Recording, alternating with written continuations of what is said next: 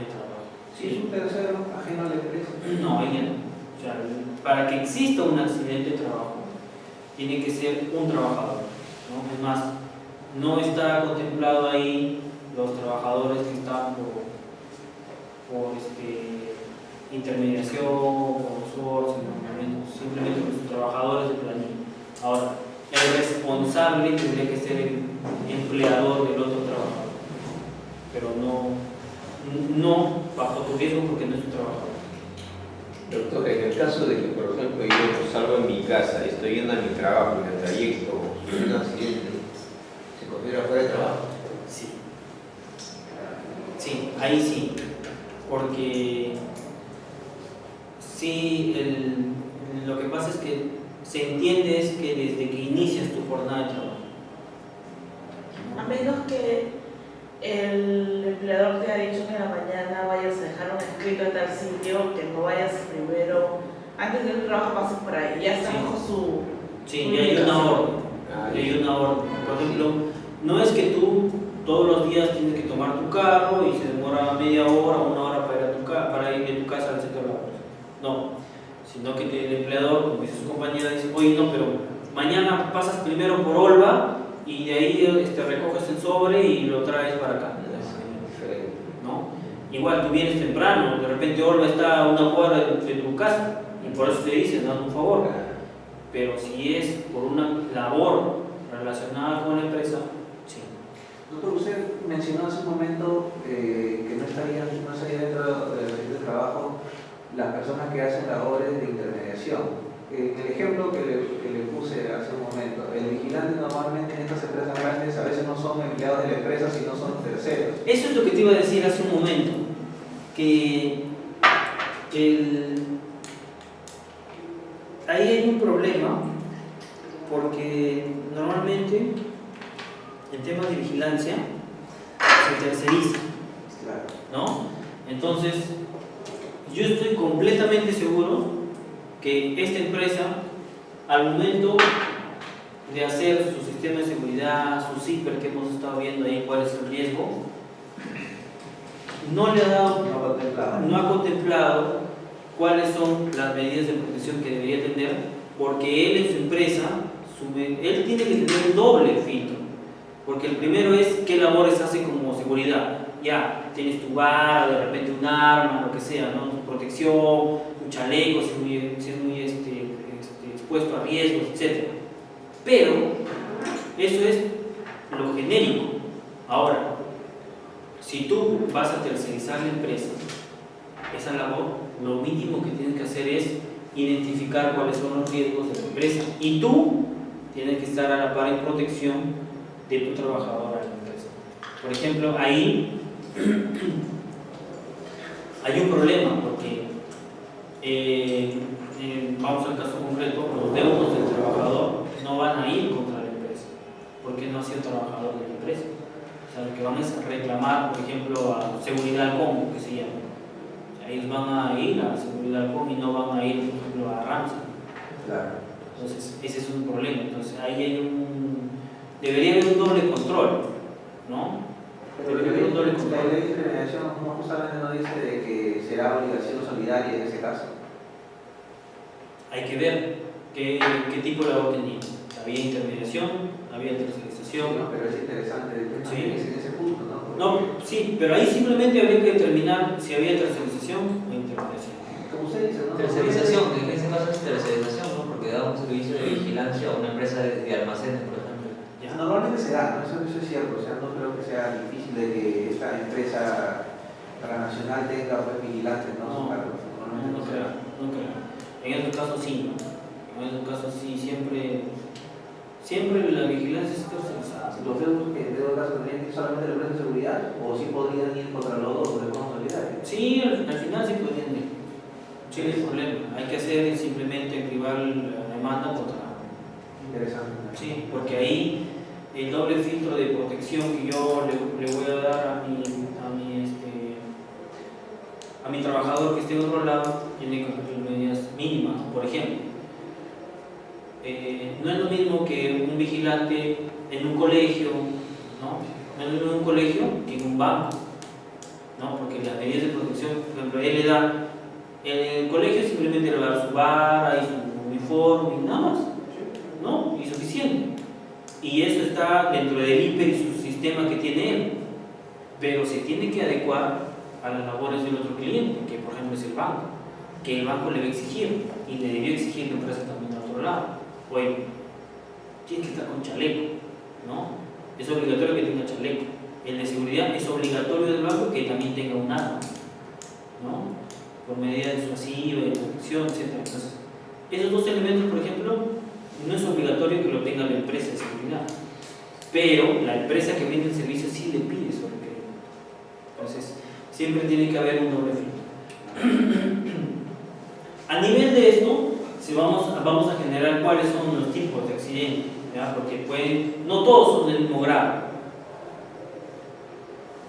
Hay leves, hay los que producen una incapacidad en los trabajadores, y los otros, los mortales, como estábamos viendo hace un momento con sus compañeros.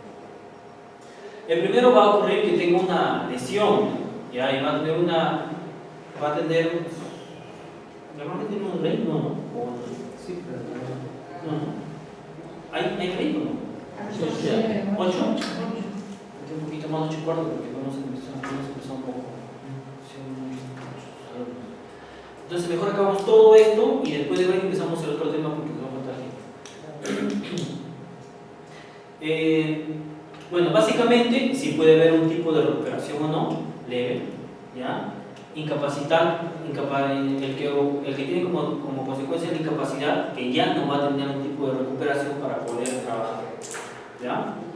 Y el otro, el mortal, el que lamentablemente tiene como consecuencia trágica de la muerte del trabajador. Ahora, esto normalmente se mide teniendo una fórmula para ver la frecuencia o la gravedad, para ver cuánto es el porcentaje que puede ocurrir en la empresa, ¿no? Eso se tiene una fórmula que son los que les dejo acá: el número de accidentes de trabajo, horas hombres de trabajado, igual acá, ¿no? Eso nos permite ver qué tan probable es que ocurra en frecuencia y gravedad de los trabajos.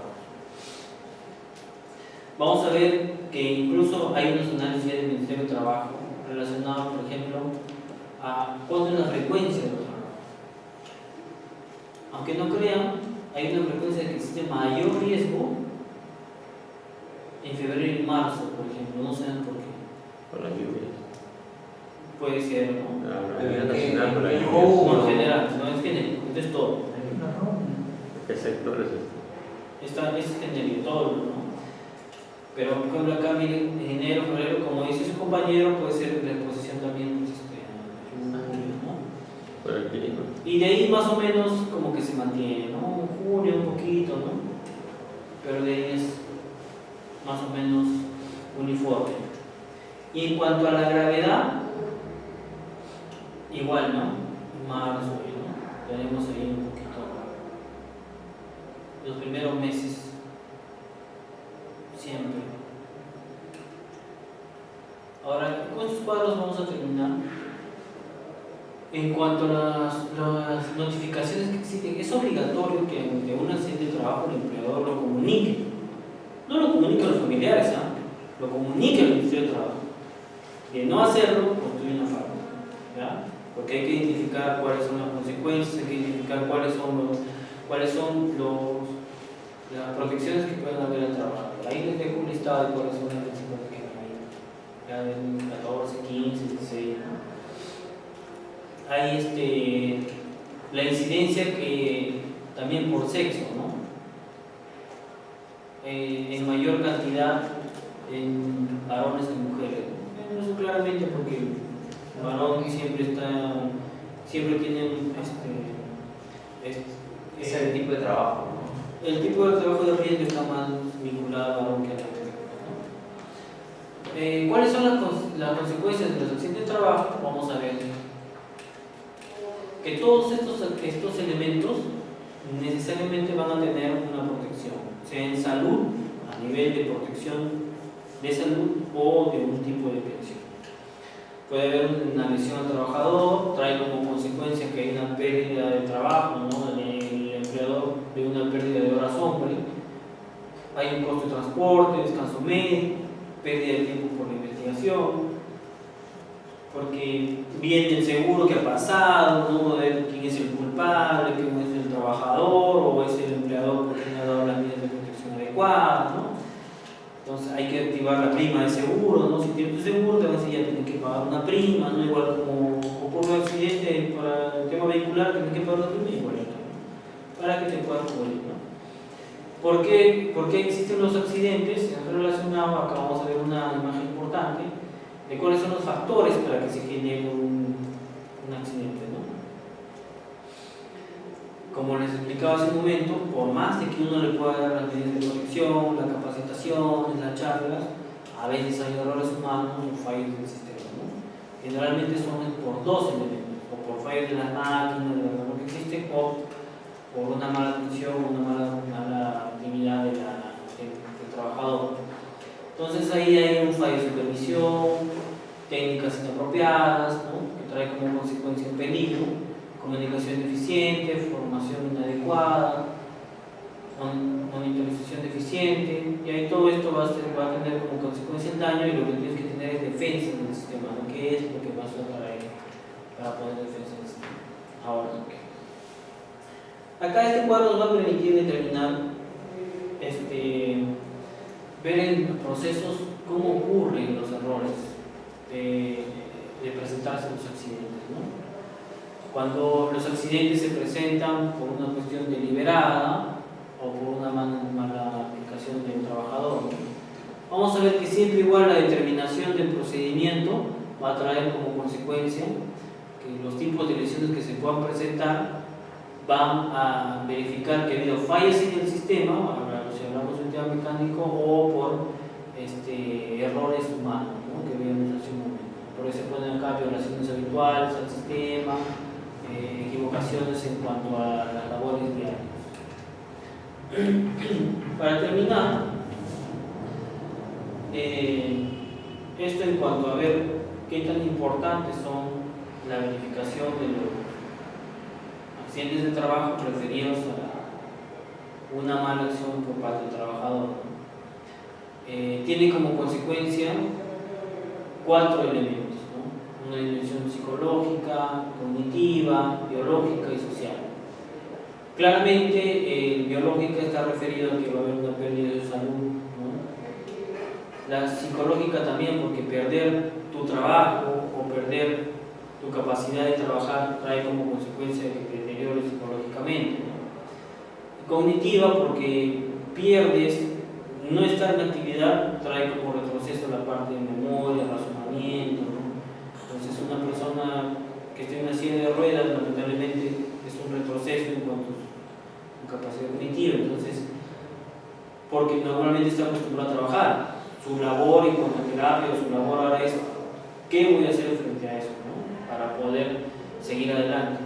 Y la dimensión social referida a que si es que no tuviéramos un tipo de protección como ocurría ya hace muchas décadas atrás, este tipo de trabajadores son una carga para la sociedad, ¿no? Entonces, y es una carga para el Estado. Entonces, para eso lo que hay que hacer es implementar unos elementos como el sistema de seguro de trabajo y lo más importante, el seguro complementario, ¿no? El trabajo riesgo, que hace que sea obligatorio que exista un seguro, ¿no? No solamente ese, sino también un seguro de invalidez, ¿no? Que ante un hecho de que haya ocurrido algo pueda ser cubierto para poder tener una pensión y le pueda permitir trabajar, bueno, subsistir a pesar de ya no tener el trabajo, ¿no? Terminamos en esto relacionado a que cuáles son las causas por accidente de trabajo referido a lo que son las labores realizadas por personas, ¿no? Normalmente hay unos accidentes médicos, características físicas, emociones, experiencia que traen como, por ejemplo, como consecuencia que haya en el trabajo puestos desocupados, hay un mal tema de horarios, ¿no? Hay que ver bien la misión del trabajo, el procedimiento del trabajo, la modalidad. Todo esto es una revisión para ver si nuestro sistema está bien o está mal. Y este sistema tiene que cubrir todos los riesgos específicos, como hemos visto, de tecnología, de productos, de ambiente, de sistema de protección, ¿no? Esto es como el resumen de referido a lo que estábamos viendo en el tema de las máquinas. Bueno, eso es a tener en cuenta. Este tema de seguridad y salud en el trabajo no es solamente tema legal, es un tema técnico, ¿ya? Por eso es que la parte legal, más allá de que ustedes lo puedan leer y que está en las separatas, era importante determinar el tema de los procesos, identificar este tema de riesgos para identificar, ¿ya? Con esto vamos a terminar, porque lo que nos va a ocupar bastante tiempo y no nos va a alcanzar el tiempo es el referido a lo que es la inspección de trabajo. Ese sí es un tema que la mayoría nos han estado pidiendo y de bastante interés.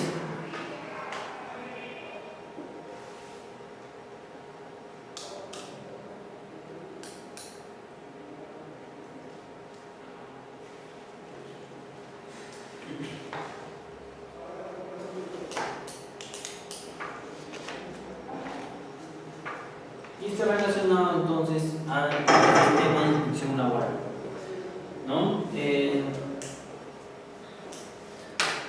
Cuando hablamos de inspección laboral,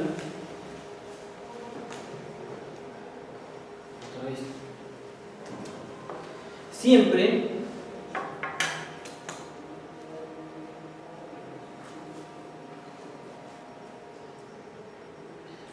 ¿qué es lo primero que se le ocurre a ustedes cuando yo les digo inspección laboral? ¿De quiénes estamos hablando? De los inspectores, ¿no? Estamos hablando de los inspectores. Ya a estas alturas los empleadores tienen tirria a los inspectores, ¿no? Son un dolor de cabeza en la actualidad.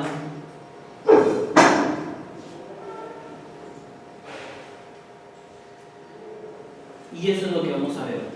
Primero, identificar cómo es el sistema de inspección y cómo hacer frente a las inspecciones laborales, ¿ya? Vamos a ponernos, como siempre yo en mis clases les he dicho, es tanto en el papel como empleadores y en el papel como trabajadores, para que tengan las dos ópticas y ustedes puedan, en algún momento ustedes van a asesorar o en un lado o en el otro lado. Es importante entender la posición de ambas, ¿ya? Entonces, sí es cierto que para los empleadores es un dolor de cabeza, ¿ya? Pero también para los trabajadores es una ayuda, es una herramienta muy útil. ¿Para qué? Para ver el tema del cumplimiento de sus obligaciones o el cumplimiento de sus derechos, ¿ya? Por eso, ¿en dónde incide más en la actualidad las inspecciones? Las inspecciones están incidiendo más en estos temas. En los casos del despido arbitrario, en planillas, de verificación del cumplimiento de planillas, lo que veíamos hace un momento, seguridad del trabajo, contratos de trabajo, relaciones conjuntas. De todos los elementos y los tópicos que vamos a ver, estos son los 5 tópicos que tienen más incidencia e inspección en las empresas, ¿ya? Y número 1 sí o sí es el despido arbitrario, ¿no? Que es por naturaleza el inspector sí o sí de 10, 8 tiene que ver con inspecciones referidas a lo que es el despido arbitrario. Ahora, ¿cómo se presenta en nuestro país o cuáles son los antecedentes legales también en nuestro país para ver el tema de inspecciones? Es que el Ministerio de Trabajo en su momento era la única entidad de ver el tema de inspección de las labores, el cumplimiento de las labores por parte del empleador. Pero se creó una institución importante a raíz de un contexto importante relacionado a los TLC. Los tratados de libre comercio traían como consecuencia de que se cumplan algunos parámetros internacionales en cumplimiento de normas de derecho laboral. Y dentro de ellos es que haya una debida protección a los trabajadores. Y para eso se crea, dentro de ese esquema y otros, la SUNAFIL, ¿no? Que es entonces la entidad encargada de ver el tema de la fiscalización de lo que eran los derechos de los trabajadores. Hubo una cantidad significativa de multas y había la importancia de ver que lo que se tenía de información en lo que era el ministerio podía ser comprobado también con la información que tenía SUNAT. Y si hacíamos un filtro, nos damos cuenta de que, por ejemplo, acá habían personas que eran locadores y acá en SUNAT estaban como cuarta quinta, ¿no? Acá no estaban declarados, pero en la planilla SUNAT estaban declarados en planilla. Entonces había una desinformación por parte de estas dos instituciones para poder cumplir el derecho de los trabajadores. Entonces, el sistema de inspección de trabajo lo debemos de entender como un sistema polivalente, en el sentido que es diferentes aristas, no solamente una arista referido a lo que es los derechos de los trabajadores, sino vamos a ver que no solamente es eso, sino también de información, de capacitación al propio empleador, a cargo del Ministerio de Trabajo y constituido por el conjunto de normas, órganos, servidores públicos y medios conformados en concordancia del artículo 81 de la OIT, que es la norma matriz a nivel internacional que nos permite la seguridad en cuanto al cumplimiento de las labores de los derechos laborales y cumplimiento de los empleadores en cuanto a estas normas. En nuestro país, el marco normativo está dado por la Ley 28806, la creación de SUNAFIT con la Ley 29 y el reglamento referido al General de Inspecciones. ¿Ya? Esas nos van a permitir dar todo el marco a lo que vamos a desarrollar. La forma de trabajo para este tema, como es muy rico en cuanto a información, para poderlo hacer más rápido y ustedes puedan entenderlo, porque siempre yo les hago preguntas y les digo en clase, oye, ¿cómo es esto y cómo es esto? Muchas de las diapositivas que vamos a tener es en cuanto a preguntas para podernos entender muy rápido. ¿Ya? Entonces, ¿qué podemos entender entonces del sistema de inspección? Primero el servicio público, o sea, no hay una actividad privada, es servicio público, cumplimiento, el de vigilar el cumplimiento de las normas sociolaborales de seguridad social. Dentro de sociolaborales están todos los derechos del trabajador. Exigir responsabilidades administrativas que procedan y esto referido de multas, ¿ya? Y orientar y asesorar en estas dos materias, de acuerdo al convenio 81 que hablábamos, porque no solamente es verificar si cumple o no cumple, sino también el otro elemento, capacitarlos. El empleador también puede pedir eso. ¿A quiénes se aplica? ¿Cuál es el ámbito de aplicación? Personas naturales o jurídicas, públicos o privados, empresas pertenecientes al ámbito de actividad empresarial del Estado, pero, ojo, todos aquellos, siempre y cuando estos estén sujetos al régimen laboral de la actividad pública. ¿Ya? Entonces, estamos hablando solamente de actividad privada. ¿Ya? Entonces yo no puedo ir, por ejemplo, a meter al Poder Judicial, ¿no? Porque es actividad pública, ¿no? Pero, y hacer tipo de inspección ahí, no, está más ligado a lo que es actividad privada. ¿Y me puedo meter al Banco de la Nación? También público, ¿no? Sí, hay parte de intermediación laboral en una empresa privada. Todo lo que es actividad privada, sí, pero puede haber que hay empresas públicas, pero con regulación privada. Estamos hablando del 728. Instituciones públicas que 728. tienen hecho el formal de la 276 y personal de 728. Claro, Por lo tanto, sí se puede. exactamente. Hay empresas que tienen actividad, se están regulados base a la actividad pública. Doctor, para que salgan del campo. Ya, muy bien. De verdad, aprovechemos un ratito. ¿Cuánto nos tenemos? ¿5 minutos? ¿10 minutos? 5 minutos en bajar, ¿no? 8 y 12. 8 y 22, muchachos. Pero va a faltar tiempo. Este es ¿quién es?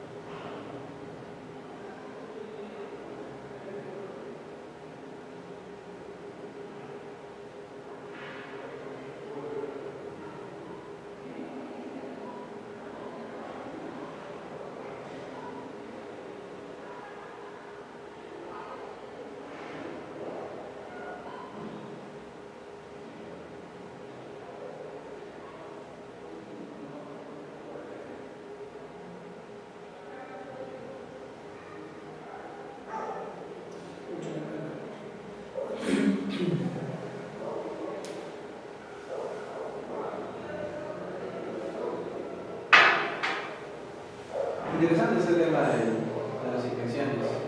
Sí, Y sobre todo la que está en boga. eso justo te iba a decir. Por eso es que no quiero que nos consumen mucho porque tenemos bastante cositas.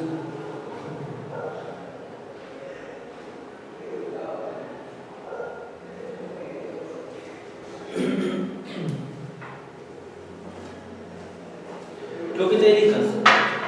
Ahorita soy abogado litigante. Estuve trabajando en el Ministerio de Trabajo hasta hace unos 4 meses atrás. Ya. Y bueno, siempre he trabajado en procuradurías, Ah, en la en varios película. sectores. Y bueno, pues vemos de todo un poco en realidad. ¿Y qué veías en Procuraduría? ¿Qué llegaba bastante ahí? A ver, estuve más que todo, he estado en el Ministerio del Interior, en salud, en trabajo, en municipalidades. ¿Y en trabajo hace cuánto tiempo estuviste? Estuve 10 meses más o menos. Y hace ya unos 5 meses atrás. Sí, ya 5 meses. ¿Estuviste cuando estabas en Cervantes? No, después del doctorado. El doctorado me ayudó, me enseñó en la maestría de Derecho Procesal. Él está enseñando ahí en San Martín. En San Martín. Sí, sigue siendo profesor. De pregrado y posgrado. ¿Y qué enseñaban en procesal? En procesal, bueno. ¿Qué te enseñaban? No. Justo la parte de laboral, pero introducción. Introducción de la nueva ley. Más que todo procedimientos, probablemente. Ah, ya. Cuando yo ingresé a la Procuraduría, él justo estaba fuera. Pero fuera de la Procuraduría, pero era asesor de asesoría jurídica. Estaba ahí dentro del Ah, claro, ya estaba en asesoría jurídica, J. Sí, y sale a raíz de la designación del ministro, ¿cómo se llama? El que tenía problemas con el APRA, que fue aprista y que se salió antes de este último. Ah, sí, no recuerdo, pero sí. No recuerdo también su Arana creo que es. Sí, Arana, el ministro Arana, que también estuvo poco tiempo. Entonces, ahí vino el cambio con él. Y con él también salió el procurador. Y bueno, yo me quedé un mesecito más, pero bueno, de punto propio decidí entrar. ¿Y qué temas subían ahí? En laboral, en la Procuraduría yo estaba encargado de la parte de arbitrajes, en contrataciones, veía esas situaciones y también veíamos, bueno, apoyamos bastante porque era el pan de cada día sobre las incorporaciones y el tema de la quinta lista. Que usted sabe que son pues como 7.000, ¿no? Más los que estaban en la lista también eran un montón y había un montón de trabajo en ese extremo. Y ahí lo básico, bueno, también pedíamos inspecciones justamente. Pero ya cuando se iba pues al proceso judicial, porque terminaba el proceso de inspección y ahí ya se transformaba en un contencioso administrativo y a partir de ahí ya iba a Procuraduría. Ah, ya. Pero nosotros era defender la legalidad básicamente del procedimiento administrativo, ¿no? Pero nosotros nos encargábamos de ya estaba un poco desfasado porque esa parte de inspecciones venía desde antes de la creación de SUNAFIL. Usted sabe que SUNAFIL se crea a partir del 2015 y se implementa un poquito más allá. En 2016 más o menos pide pues el tema de competencia y subroga pues a lo que es la Procuraduría, porque tiene su propia Procuraduría SUNAFIL y todo el paquete pues ha ido progresivamente pasando a SUNAFIL, sí. Pero nosotros, bueno, en mi caso veía justamente el remanente de los anteriores, ¿no? Porque había bastante temas de inspecciones del año 2010, 2011, ¿no? Que viene el procedimiento y de ahí venía pues a través ya del proceso judicial. Usted sabe que los procesos administrativos demoran la vida. Sí, Demoran la vida. sí. Yo me jacto de decir, cuando yo era practicante todavía, habían 4 juzgados nada más contenciosos administrativos en todo Lima, 4. Ahora pues hay, no sé, casi 100 creo. No Sí. tanto, pero sí. Lo que pasa es que divididos entre permanentes, transitorios y los que ven ONP, los que ahora los nuevos Indecopios, hay infinidad, o sea, sumado todo de repente ese es el número. Pero bueno, pues y eso no ha sido hace mucho, ¿no? Estamos hablando más o menos del 2007, que recién comenzó a crearse los contenciosos, el resto de juzgados. Hasta el 2007 aproximadamente había 4 o 5 nada más que estaban Caravaggio. Claro. Entonces, pues bueno, esa es la situación. Sí, pero son problemas, no avanzan esos procesos. No, imagínese, doctor, ese tipo de cosas pues, es un poco complicado. Porque eso al final lo impugnan y al final pasan 4 o 5 años y no hay resultado. Pero usted sabe de que se pierden a veces esos procesos por los tecnicismos administrativos a veces, de las dos partes, ¿no? De las dos partes. Porque a veces, de lo que recuerdo, como le digo, que se llenaban las actas respectivas, le daban el plazo para que efectúe el descargo, pero el descargo pues, no era presentado pues, acorde como lo solicitabas. O también pues, las imposiciones de sanciones a veces eran un poco sin criterio, ¿no? Entonces eso es la falta de repente de capacitación de los inspectores, ¿no? Te ponían cualquier cosa y te llenaba simplemente. Y las multas son bastante grandes, o sea, no estamos hablando pues, de 50 céntimos, un sol, estamos hablando de varios miles de soles por la solidez. Y creo que eso a veces es hasta desproporcional, ¿no? Porque yo veía, así como veía demandas, inspecciones que se efectuaban pues, a Ripley, por ahí vi al Banco de la Nación también que le pusieron sanciones, le ponían a empresas pues, X pues, que tenían pues, con la justa pues, 50 trabajadores, 3 trabajadores y que la producción pues, no era pues, muy grande, ¿no? Por supuesto, o sea, una multa de 36.000 soles para una empresa de que con la justa factura pues 100.000 soles al año pues era prácticamente quitarle la producción, no había un criterio, ¿no? Yo sé de que respecto al tema de despido arbitrario, respecto al tema de pago de beneficios, está bien planteado. Yo creo de que no hay una debida responsabilidad, o mejor dicho, cultura de pago en ese caso. Yo tengo particularmente un par de procesos laborales sobre beneficios y sobre todo pues el tema de la naturalización de trabajo, ¿no? Entonces te dice, sí, te vamos a pagar, termina la relación laboral, lo bonito sería ¿no? tu liquidación, tu CTS y se acabó la situación. No, pero hay que hacerle el juicio para que recién pague. Sí. Y bueno, es acompañado de la informalidad también que hay. No hay que negar. No sé si a veces la ley del MIPE o REMIPE pues, beneficia pues, verdaderamente a los pequeños empresarios por querer formalizarlo, pero nuestro país es informal. Eso no está en discusión. No, absolutamente no. Y la mayoría de las empresas son MIPES.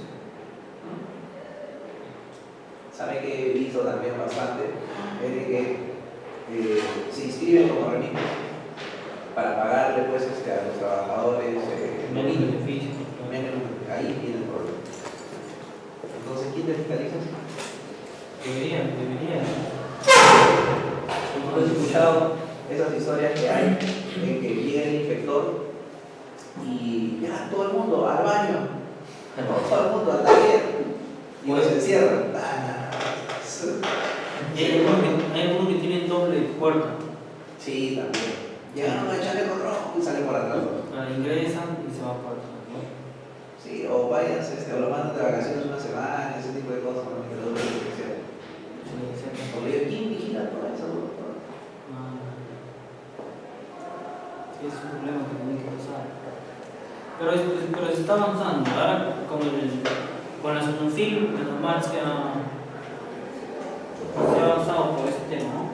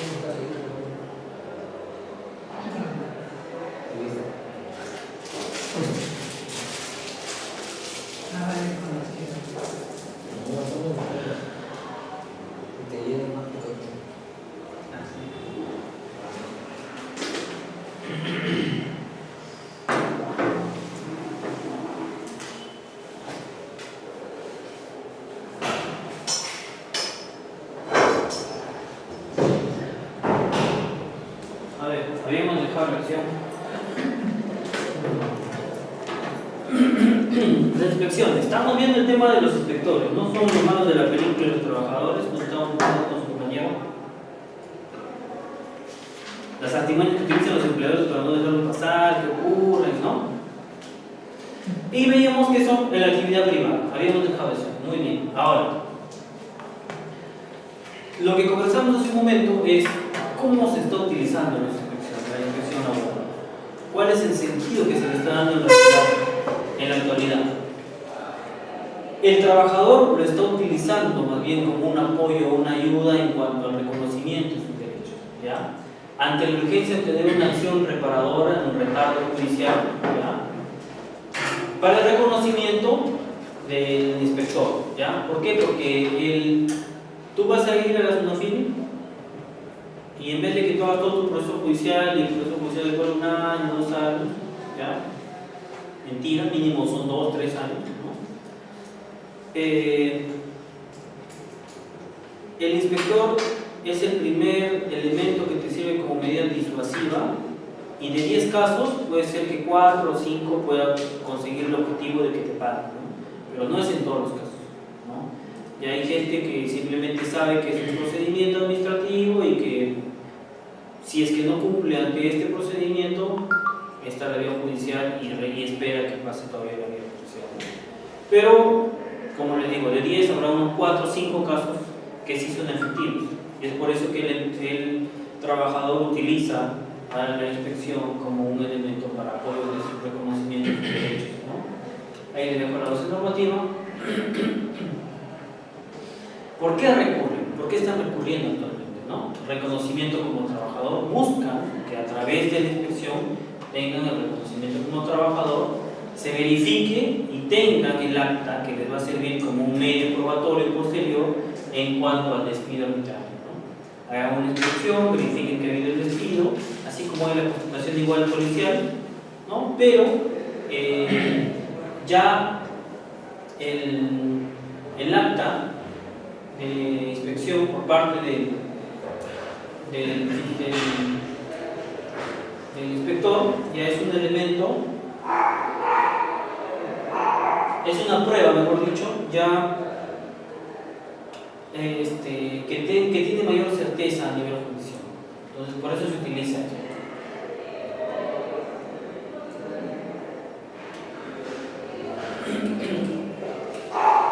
Ahora, ¿cómo está viéndose la actuación inspectiva en la realidad?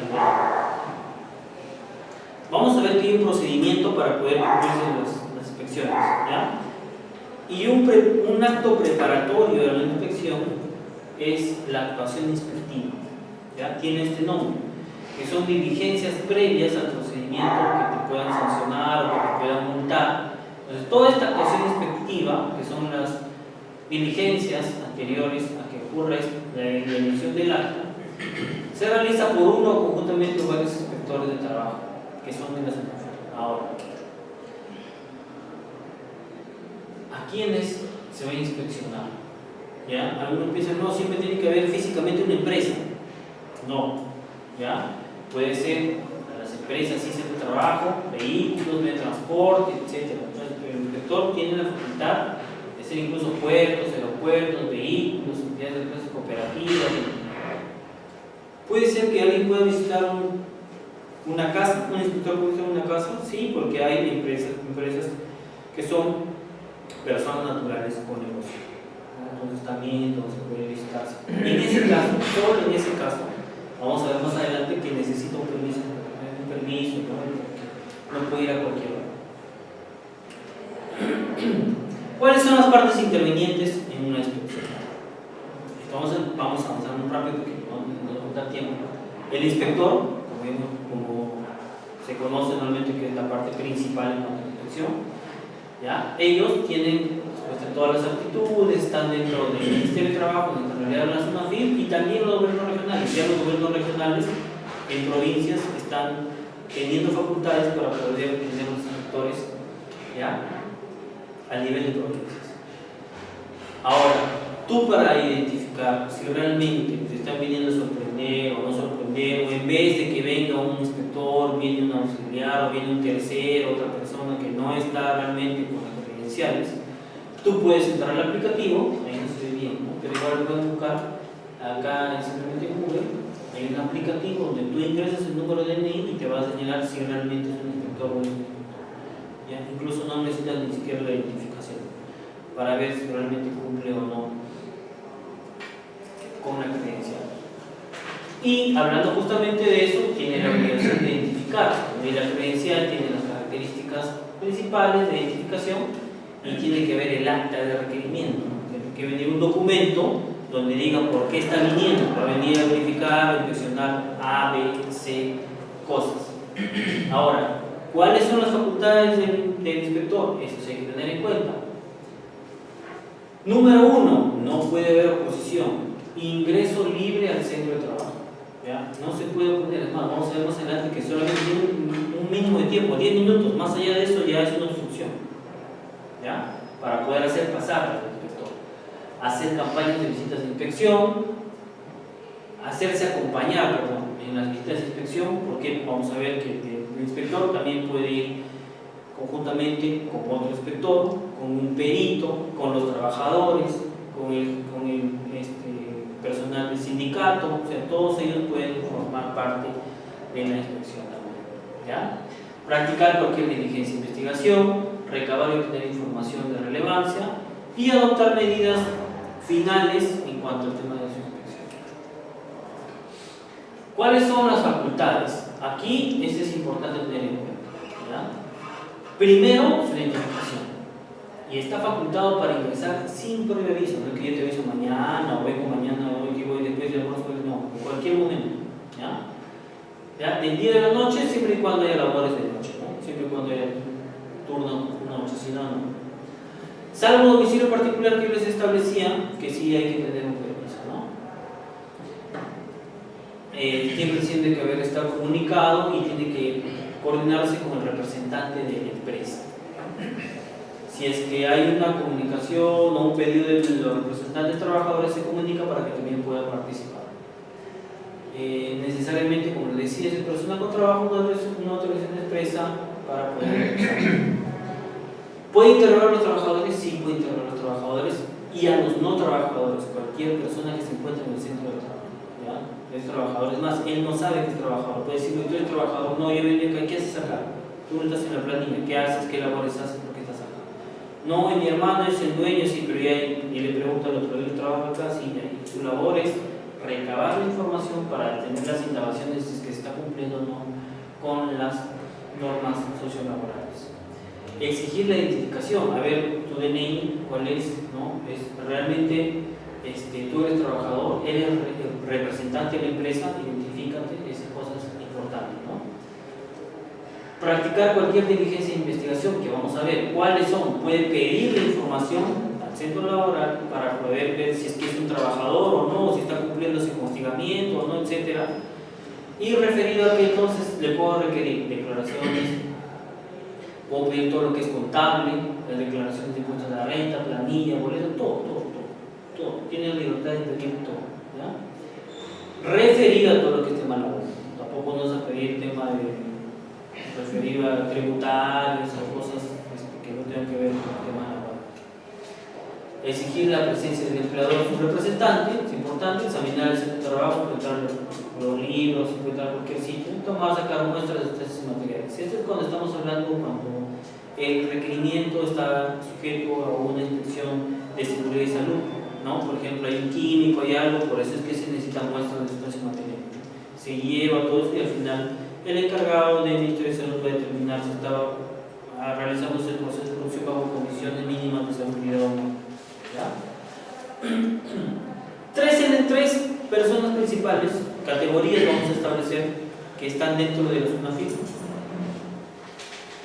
que tienen en la actualidad participación en cuanto a inspecciones. Uno son los inspectores auxiliares, las facultades ya las hemos visto, ¿ya? ¿Qué cosa puede hacer? El siguiente nivel son los inspectores laborales, que igual tienen las mismas facultades, y los supervisores inspectores son como los jefes de todos ellos, ¿no? El supervisor, que sus facultades son las mismas, también las mismas que acá, Adicional a ello, la emisión de órdenes inspectivas, organizar y supervisar un grupo de inspectores, ya que tiene su cargo. Las obligaciones que tienen él, no solamente tienen derecho, tienen obligaciones ahí, es actuar bajo el principio de legalidad, muy importante. Ya no hay que tener ahí en cuenta de tener un favoritismo como el trabajador ni igual como el empleador. Primacía de la realidad, verificar si están cumpliéndose o no las características de un contrato o una relación laboral para ver si cumple o no con ser un trabajador. Ser imparcial, objetivo, equidad, jerarquía, esto que está dentro de la misión, las características de los inspectores en su mano. Cuando sea necesario, que hace rato hablamos del seguro complementario de trabajo en riesgo, si va a ir, por ejemplo, una mina, una empresa, lo que sea, también tiene que tener el seguro complementario para evitar cualquier riesgo. ¿Ya? Respetar el régimen de incompatibilidades o motivos de atención, reputación, de comunicación o aplicación. Esto referido a que hay algunos casos que pueden recusar inspectores, pero eso ya es más adelante del procedimiento de la visita que lo vamos a ver ahora. Prohibiciones: revelar información en cuanto a la empresa. ¿Ya? No puede revelar ninguna información. No puede practicar inspecciones cuando haya un grado cercano, familiar. ¿Ya? Entonces, que tenga que ver directo e indirectamente un parentesco hasta cuarto grado o dentro del segundo grado de afinidad. Eso tiene mucho cuidado. Es incluso para el empleador, es un argumento para poder tachar, dejar sin efecto el acta de inspección.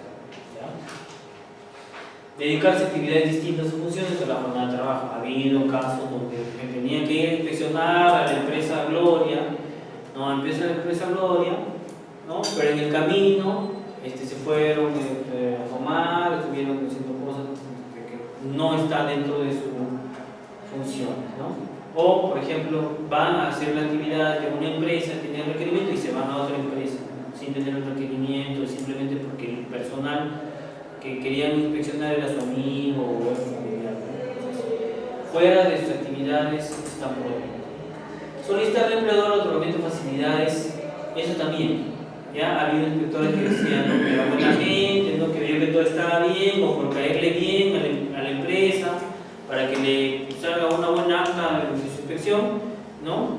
Decía, ya, pero necesito para mi movilidad, o necesito para mi almuerzo, ¿no? Facilítame el almuerzo, entonces estas cosas de ahí, aunque no creen, también se presentan. Entonces, una consulta, ¿y los fiscalizadores podrían aplicar un tema de discrecionalidad? no. Tienen que aplicar, ellos se basan en el principio de la ley, el principio de legalidad. ¿A qué te refieres con discrecionalidad? Por ejemplo, hay una infracción que es leve, literalmente leve, y como son muchas cosas que están en regla y una parte como que, ok, lo tomo, yo lo voy a pasar por alto, por ejemplo. Sí. Sí, podría. Es un criterio. Es un criterio personal. Sí, vamos a ver incluso que hay unos elementos de gradualidad de la sanción, ¿no? Entonces vamos a ver ahí. Sí. Ahora, que haya una falta y que el inspector lo ponga o no lo ponga es el criterio de él. O sea, nadie, no hay un supervisor del inspector en ese momento para ver, ¿no? Ahora, que no haya una falta. Que haya una falta y supervisar que se haya cumplido, eso sí hay. Pero que no haya una falta, que él no haya levantado una falta, no hay. Entonces ya es un tema ético, ¿no? Es del inspector. Porque no hay quien supervise que no haya una falta. Cuando ocurre la falta y supervisar, eso sí existe. Pero que no lo haya hecho, no existe. Hablábamos hace un momento que el inspector puede ir también con peritos, ¿no? Peritos sobre todo temas químicos, ¿no? Auxiliares, para ver su inspección, ¿no? También puede haber, como les decía, trabajadores o representantes de la empresa. Ahora, el empleador debe permitir el ingreso de otros inspectores. Viene un inspector y de repente vienen otros dos inspectores, dice, solamente es uno, puede haber 1, 2, 3, 5, ¿ya? Pero eso va a estar en un acta, se va a estar ahí en el requerimiento, así que no hay problema, ¿ya? El ministerio puede ordenar la incorporación de más inspectores. Normalmente esto ocurre cuando la empresa es grande, ¿no? Si no es pequeña, simplemente va uno o el auxiliar, así que un personal de apoyo no. ¿El inspector podría investigar los hechos que no estén contenidos expresamente en la orden de inspección? Sí. Por ejemplo, yo he venido y digo, oye, yo he venido porque fulanito dice que tú lo has despedido y no es trabajador, quiero ver, a ver, vamos a hacer el... Y se levanta y dice, oye, pero a mí no me dan el contrato. No, a ver, no, yo he venido por este tema nada más, pero de oficio yo puedo investigar otras cosas, ¿ya? O veo a este trabajador, le pregunté, ¿tú trabajas acá? Sí, ya está en planilla, veo la planilla y no está en planilla, ya. Una falta. Entonces, él tiene la facultad de poder hacer cualquier tipo de requerimiento, ¿ya? ¿Quién es el otro personal que interviene en la inspección? El trabajador. ¿Por qué? Porque esa es la persona que se va a verificar si cumple con los derechos del empleado, ¿ya? Ya sabemos quién es el trabajador, que esté o no esté en planilla, no interesa. Ahí va a estar en la empresa para verificar o no se corresponden los derechos. Ahora, al margen de que haya un trabajador, tenemos que tener en cuenta lo que hablamos en un momento. Puede que esté en una empresa y haya trabajadores que son de mi empresa y que no son trabajadores de mi empresa.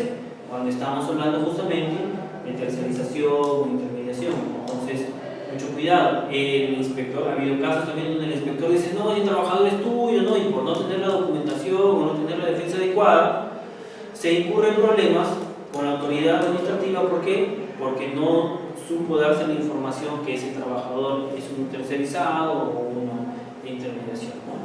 Por eso hay que tener en cuenta que sí, hay algunos que están en planilla, pero otros que son de otro personal o de terceros. ¿No? Eso hay que informarles. ¿Por qué? Porque existe el tema de responsabilidad solidaria, ¿ya? En cuanto a estos casos, por ejemplo, de contratistas que existen, ¿no? Ellos solidariamente son responsables por el pago de los derechos y beneficios, ¿ya? Si es que haya un trabajador, ¿no? Que no es de tu empresa, pero está trabajando, ¿no? Porque es tercerizado, y esa empresa no le ha pagado sus derechos, la ley establece que a ti te corresponde solidariamente también el cumplimiento. Si no lo ha cumplido la empresa contratista, la empresa principal lo va a tener que cumplir, ¿ya? Eso es en intermediación y también en tercerización. ¿Ya? Así hayan cláusulas específicas, ¿no? No, lo que prima es la ley, la cláusula no sirve. En el caso que también hay trabajadores que estén trabajando bajo intermediación y realmente no es una intermediación, es un trabajo directo, el inspector levanta el acta y recomienda que se les contrate directamente, Puede recomendar, pero no obliga, pues solamente sugiere, él no obliga. ¿Ya? El inspector no te puede obligar a nada, o sea, te puede poner recomendaciones, pero no te puede decir que, por ejemplo, este de acá está por locación de servicio y debería estar en planilla, ¿no? Entonces, él evidencia, y esos son medios probatorios para poder posteriormente se regularice su condición de trabajador, ¿ya? Incluso tener en cuenta que ese trabajador que es tercerizado ya no trabaja, pero hace su reclamo porque no le han pagado sus beneficios, lo que sea, tiene incluso hasta un año posterior a la culminación en la tercerización o el desplazamiento que se llama, para poder a ti, la empresa principal, también demandarte, ¿ya? Después de ese año se supone que ya no, entonces solamente intentaría hacerlo con la contratista.